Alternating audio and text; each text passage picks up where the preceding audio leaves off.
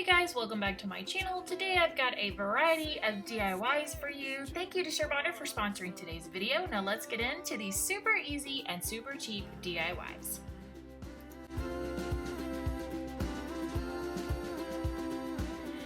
For this first DIY, the vibe I'm going for is kind of a faux applique quilted pillow. So what you're going to want to do first is whatever fabric you want to use for the red part of your watermelon, you're going to lay that out. Then find something that is round, whether it's a bowl or, for instance, I'm using this pizza pan. I'm going to set the pizza pan down on the fabric, and then I'm just going to take a fabric marker. You could take a piece of chalk, and I'm going to trace the outside of the circle here, and then I'm just going to go ahead and cut it out. We walk, stand tall, suffer love, I have to steal. With blinking eyes, through a bad disguise, we move on to be. Once the circle is cut out, just go ahead and fold it in half, and for the next part you want to work on whatever fabric you want to use for the rind. Now I am just freehanding this. You certainly could get a little more technical and find something larger to trace a larger circle if you want, but all I did was I took the green fabric and I folded it in half, and as you can see here, I'm taking a fabric marker and I am just tracing about 2 inches away from the red fabric to make my rind.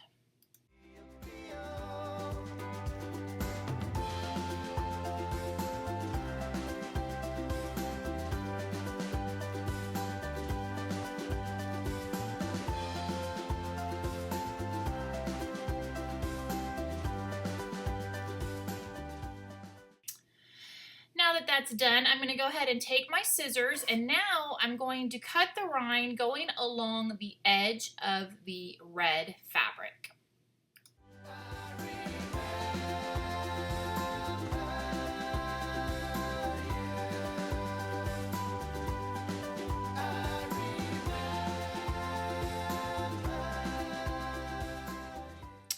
My fabric was a little wrinkly, so I'm just going to go ahead and put some of my wrinkle spray on there and smooth it out with my hand. And now I'm ready to attach the rind to my circle. So to do this, I'm going to be using Sherbonner's fabric glue. I have used this tons on my channel and I absolutely love it. If you are not someone who likes to sew or knows how to sew, this is a great alternative. This glue is awesome because it's fine to run anything that you've used this glue on through the washing machine and dryer. It will not affect it in any way.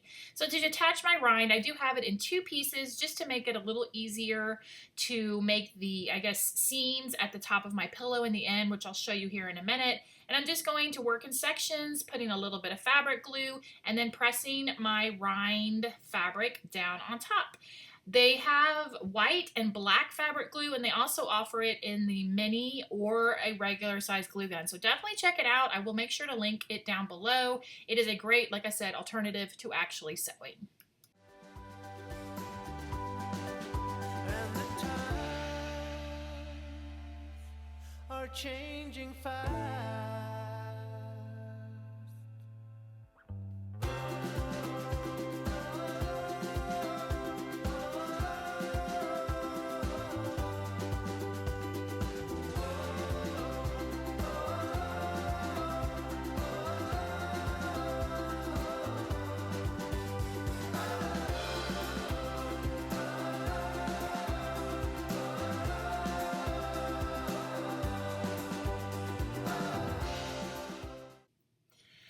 What you want to do is go ahead and fold your circle pretty side into itself like this, and then again you're going to take some of the fabric glue and you're just going to run it along the edge of the slice, leaving a big enough hole for you to be able to turn it back right side out and stuff it. I also wanted to mention that I am using my detailed tip glue gun for this. This is also from Sherbonner, and it works great for these kind of projects because as you can see, I'm getting just the little bit amount that I need, and it's not overflowing and making my pillowcase all lumpy and bumpy with blobs of glue.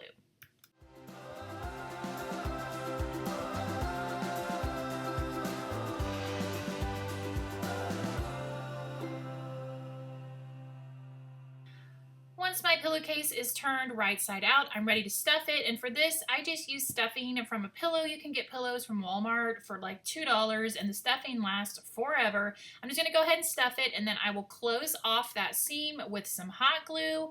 And then the last thing I wanted to do was add some felt seeds. So I'm just making oversized seeds, and I decided just to use some black stiff felt that I had, and I'm just freehanding the shape of the seeds, and I will glue those down using the fabric glue as well.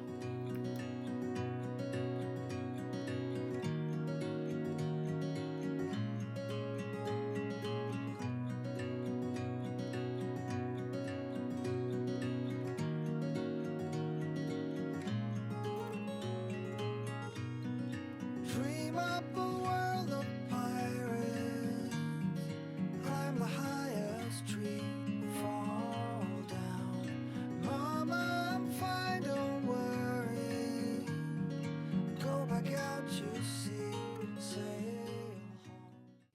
This next DIY is an inexpensive DIY that you can make that is perfect for any type of entertaining you might do, a great hostess gift idea. So for this project, you're going to need a little bit of wood. Now, I have figured out how to make a Dollar Tree version of this, and I'm going to be putting that up on an IGTV over on Instagram.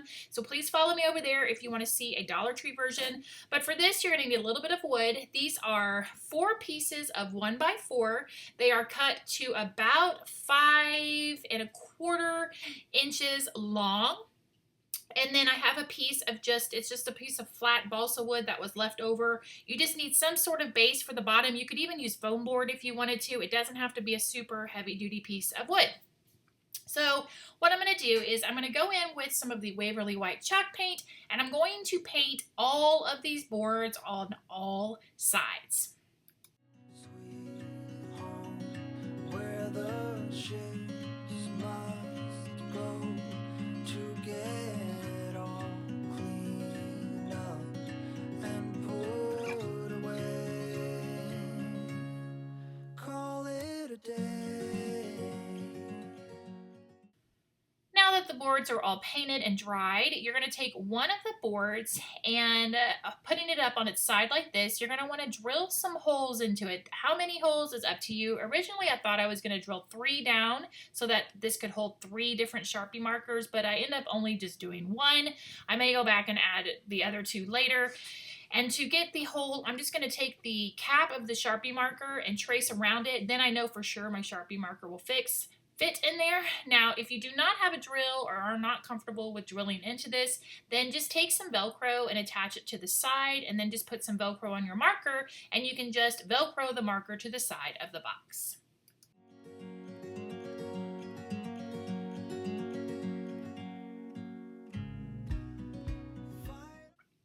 The pieces are all dry. I've got my hole drilled in one of the boards. So now I'm just going to lay it out, make sure I like how it's going to look.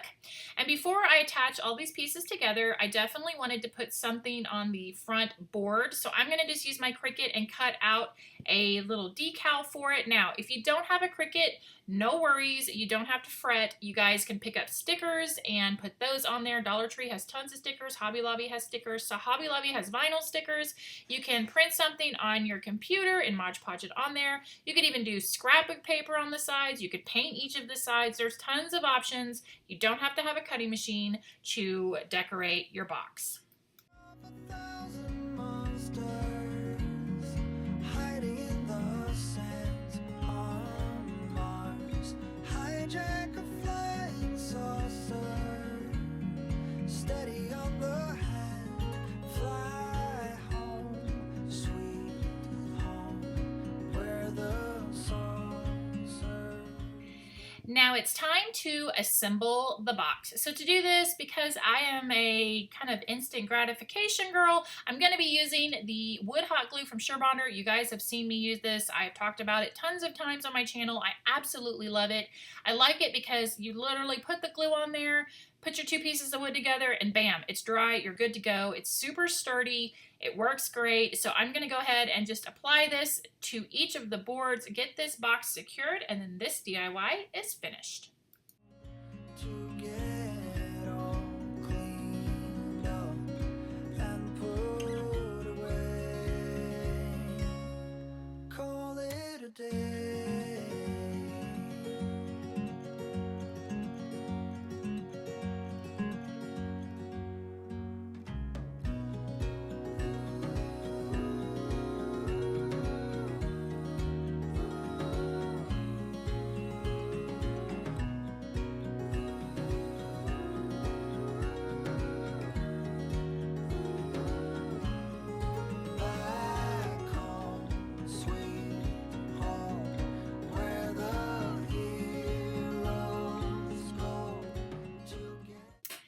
For this last DIY, I'm going to be transforming this chair that I got from a old farmhouse estate sale. I actually picked up several of them, and I'm going to have to tell you, part of the reason I hadn't done anything with it yet was because there was no base on it, and just the thought of trying to cut a base and all that. So I have come up with a different way to put a base onto this chair.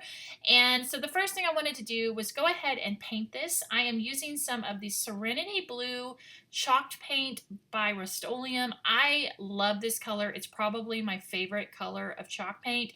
And I'm going to go in and give this one good coat, let it dry really, really good, and then I will go in with a second coat painting the entire chair.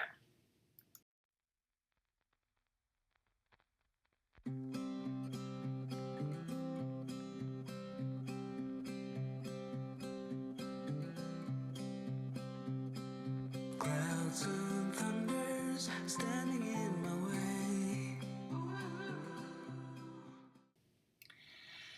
Here is my chair all painted. Now it's time to work on the base of the chair, and to do that I'm going to be using some 2-inch cotton twill that I just got on Amazon. I will link it down below, and I'm going to, like I said, be doing a weave. So to start this, what I'm going to do is I'm just going to start at one end of the chair, and I'm going to drape it over the chair, and then I'm going to leave about an inch and a half on each end, and then cut it. And then I'll do the next strip, and the next strip, and the next strip, and then I will do the back of the chair to the front of the chair. So side to side, going all the way down, and then you'll need strips from the back to the front. I must try to figure it out anyway. Songs of worries travel with the storm, but I must try to figure it out. Alright, so now I'm ready to attach the twill to the chair, and I'm going to be using a staple gun to do that. Now you may be wondering why this is called the trigger fire. This is from Surebonder. You'll notice here there's a little switch for normal, and there's a switch for trigger. So here's the thing. Normal is where you would just squeeze the handle like I'm showing there. If you want to do it with the trigger, you would squeeze the handle, and then whenever you're ready, all you have to do is just pull your finger on that little trigger, and it makes it really nice. And then of course you can also adjust how much pressure you get with it. So I really love this staple gun. For this chair, I'm going to go ahead and amp it up to the thickest pressure, and I'm using 1/2-inch staples. I double checked to make sure they weren't going to poke through my chair on the sides, but you can get, you know, all kinds of different sizes, whatever depth, but you do want to make sure that the staple is pretty deep so that these pieces of twill are secured to the chair. Yeah, I must try to figure it out alone. And now, Now it's time to start attaching the twills. So I'm going to start at the front end of it. I'm going to fold up the twill on itself like this. Then I'm going to put 2 staples in it. Then I'm going to spin the chair and go ahead and secure the other side. And then I'll just continue doing that exact same pattern where I staple it one side, turn it, staple it on the other side, and I keep doing that to make sure that my pieces go on straight. I'm going to do the side-to-side pieces first, then I will get to the front to back, and that is where I will weave those through. when you're gone, ooh, I know things won't be the same no more. The side-to-side pieces are finished, so now I'm just going to take the back pieces and I'm just going to start weaving them through where I alternate one that goes over, under, and then under, over, and I'm going to go ahead and weave all the pieces through, and then once those are weaved through, I'm going to do the same thing to attach those pieces. I'll fold under and then staple it with 2 staples on the front and on the back. It'll take a while 'cause I'm still so young now. Ooh, when you're gone, ooh, I know I still have a long way to walk, I'm sure. It'll take a while to reach the golden shore. Walls and mountains standing in my way. must try to figure it out anyway. Tales of worries. This is what it currently looks like, and now the last finishing touch is to add some nail trim around all of the sides of the chair so that you cover up the staples and the edges of the fabric. And I just ordered some nail trim on Amazon. They have black and pewter and gold and brass. There's all kinds of nail trim. You can also get it in a roll, or you could even, glue beads if you wanted to. It depends on if it's going to be an actual sitting chair or just a decorative chair. So these were the ones that I got, and you just need a hammer and you just go in and nail them all around. Travel with the storm,